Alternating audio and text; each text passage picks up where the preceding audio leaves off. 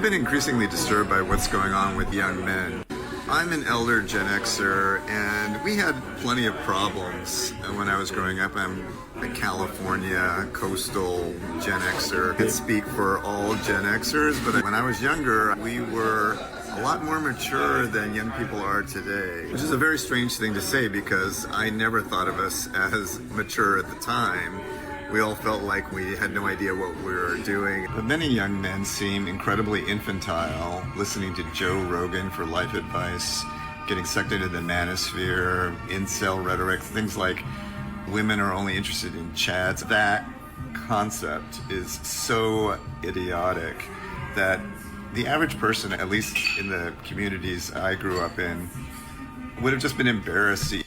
He is wrong on all types of levels. To sit there and talk so much trash about the younger generation, but then offer no mentorship, no guidance whatsoever, it just shows how arrogant people are. You complain about society, but you're part of society. You see men having issues, young boys having issues, and yet, do you offer any solutions? I'm just going to sit here and talk shit about this entire generation. Great. It is your generation. This is somebody who's 50 plus, Generation X and the baby boomers that have pushed us into where we are today. He talks about these podcasts, the manosphere, the technology like social media. All of this was brought on by and Joe Rogan, by the way, is a Gen Xer. Case in point, this was brought on by your generation, the older generation. Back in the day when we had my community, that's the other thing. We can look at how things have been getting worse every 10 years. Actually, less than that. Every year things are getting worse. For example, you had more community when you were growing up.